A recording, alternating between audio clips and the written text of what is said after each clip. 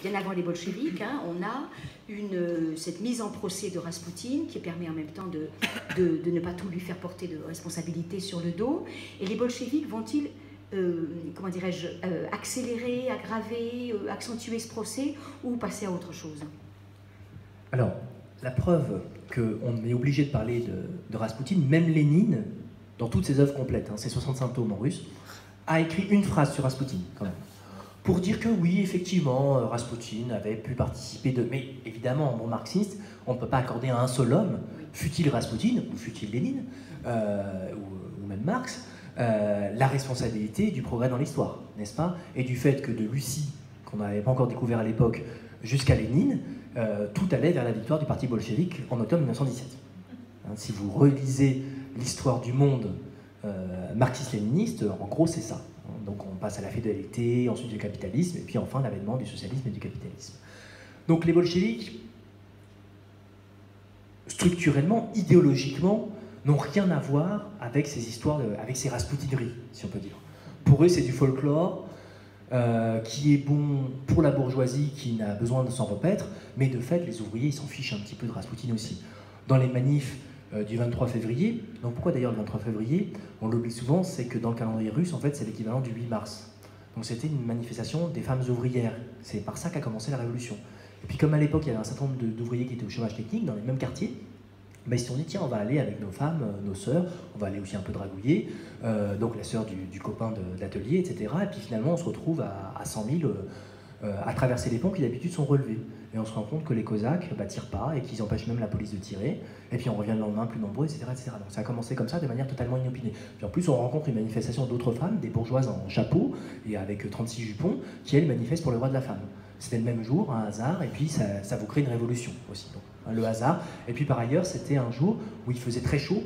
Il faisait que -5, ce qui est absolument extraordinaire. Alors, c'est pas du tout agréable à Saint-Pétersbourg. Hein. -5, ça veut dire que tout fond, que vous êtes dans une gadoue infâme. Mais bon, pour eux, pour des Russes, -5 en plein mois de janvier, c'est en plein mois de février, qui est le mois le plus froid, hein, c'est le printemps. Je veux dire, donc, le climat, la contingence joue un rôle aussi. Donc les bolcheviks, non, eux, leurs adversaires, c'est pas tant le tsar, ça c'est bon, on s'en est débarrassé. C'est qui les adversaires? C'est même pas tant les libéraux de la Douma, les Milioukov, les Gouchkov, etc., qui sont ceux qui voudraient une monarchie constitutionnelle. Non, les vrais ennemis, c'est les frères socialistes, et encore pire, les frères marxistes, les mencheviks, voilà l'ennemi. Donc il faut absolument abattre les seuls qui ont une autre idée de la révolution, parce qu'on sait que la Russie, très rapidement, sera plus une monarchie. De jour en jour, dès février, le correspondant, par exemple, du journal, Claude Hannet, le note, la solution qui paraissait encore viable, une monarchie parlementaire, le lendemain c'est déjà plus possible, et sur le lendemain on est obligé de proclamer la République, et bientôt la démocratique et sociale, et bientôt les soviets, etc. Donc si vous voulez, la radicalisation politique, la polarisation aussi politique, elle est immédiate. Donc les bolcheviks, ils n'ont pas besoin de trop de jouer là-dessus. Il faut critiquer Kerensky, donc celui qui s'érige ministre-président de la République, et ministre des Affaires étrangères, et ministre de la guerre. Mais Kerensky, c'était un socialiste, un travailliste, et on le compare à Napoléon, on ne compare pas à Raspoutine. Hein, bon voilà, on l'accuse vaguement de protéger un peu le tsar, etc. Ensuite, les bolcheviks se sont un peu servis du mythe de Raspoutine, mais on va dire mezzo voce, c'est-à-dire sans trop insister, parce qu'on n'insiste pas sur les personnages historiques, et parce qu'il vaut mieux parler du mouvement ouvrier qui monte irrésistiblement, de la vague ouvrière, et qu'il vaut mieux parler de la déréliction d'une autocratie qui n'est plus capable d'avoir les moyens de régner. Malgré tout, dans les années 20, il y a des pièces qui sont écrites sur Raspoutine par deux dramaturges assez célèbres, Nikolai Ivrenov et puis Alexis Tolstoï, qui n'est rien d'autre, un très célèbre auteur notamment d'anticipation et puis aussi de littérature enfantine, et qui est le neveu du grand Léon Tolstoï, qui était un des très grands écrivains soviétiques de la première période, même si je pense qu'il a été assez oublié. Et donc, les bolcheviks en parlent assez peu, parce que ça n'entre pas en fait dans leur schéma idéologique, ça n'entre pas dans leur schéma d'explication de la révolution. Tout à fait. Alors on en arrive maintenant à ce chapitre que vous avez intitulé « Le moine fou, performance d'acteur ». Et j'avoue que c'est vraiment une chose que, bon, béotienne que je suis, j'ai appris, c'est-à-dire qu'il y avait un cinéma, même avant 1917, extrêmement développé. Et donc vous dites que depuis 1917, je vous cite, 4 lignes de force structurent l'incarnation de Raspoutine à l'écran, la corruption, l'occultisme et le complot, et à partir des années 30, le mélodrame jouant sur l'âme slave. Et vous rappelez, alors, vous avez rappelé Robert Hossein, bon, 1967, oui, je me souviens enfin, Robert Hossein faisant du Robert Hossein, bon, mais c'était pas un mauvais film, oui, tout à fait, mais j'ai pas dit que Robert Hossein faisait des mauvais films, même s'il en a fait, il en a commis, mais c'est vrai que je m'en souviens évidemment de celui-là, mais quand même, des gens qui ont incarné à l'écran, je vous cite des noms, Conrad Veidt, Lionel Barrymore, Harry Bor, c'est des noms qui disent quelque chose sur... Je suis pas sûr. Qui se souvient encore de Harry Bor? Ah, bon, si, moi je m'en souviens. Enfin, je veux dire, un certain nombre de cinéphiles, peut-être. Enfin, je pense que ça.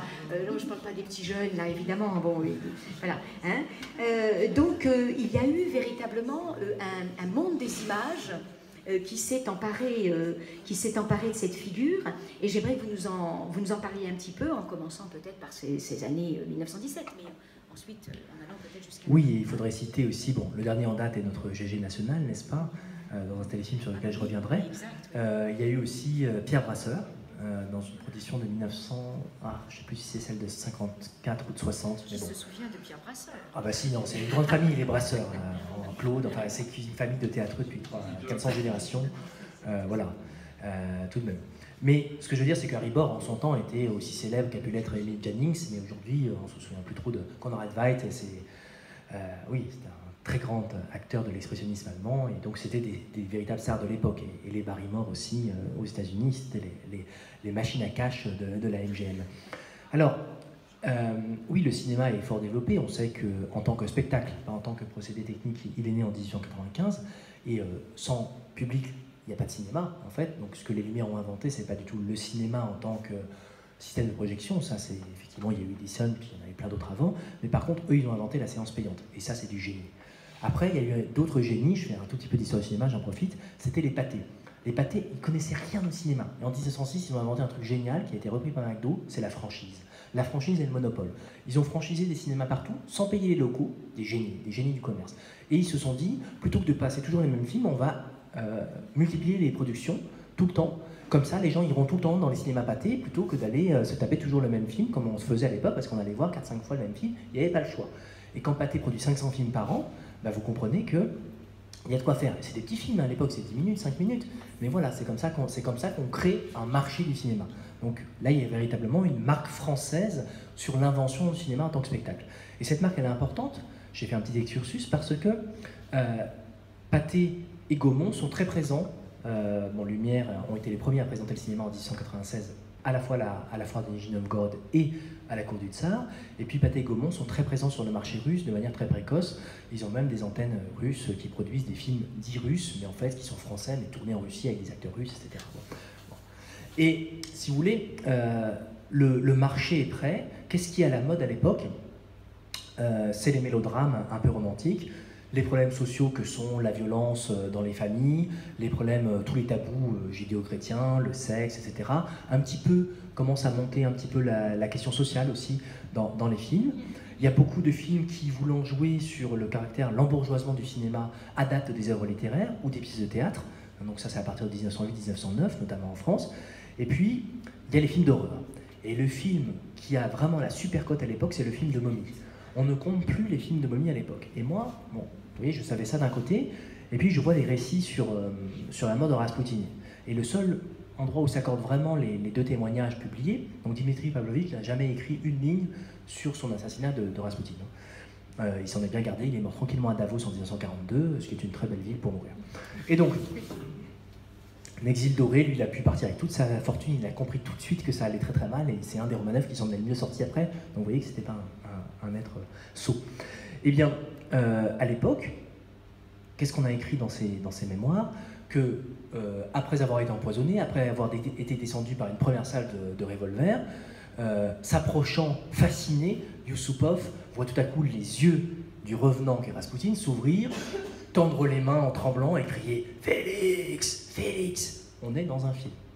On est complètement dans un... Pour moi, cette scène appartient au répertoire. Il est très intéressant par le fait qu'on voit comment le cinéma de l'époque, le plus à la mode, a infusé les mentalités jusqu'à faire de cette scène. Moi, au début, je me suis dit, c'est vraiment une scène très cinématographique. Et en fait, vous voyez, c'est de fil en aiguille qu'en histoire, on en vient à se dire, mais en fait, peut-être que c'est le cinéma qui a inspiré cette scène. Et que du coup, on a ce récit absolument rocambolesque, avec aussi cette pseudo-fête qui a lieu à l'étage, parce qu'on était censé présenter Raspoutine, la femme Irina Yusupova, qui avait enfin accordé la faveur, et donc elle n'était pas là, et donc on danse entre Purishkevitch et Dmitri Pavlovitch en faisant semblant de trinquer et de rire. On a même fait venir une femme du quartier pour qu'il y ait des voix féminines. Enfin, vous voyez, c'est du n'importe quoi. C'est du grand guignol. Ensuite, on l'enroule, soi-disant, dans un tapis, évidemment de prix. On va le jeter dans la Neva, dans un trou qui était miraculeusement là. Enfin, je veux dire, la préparation totale. Bon. Et donc,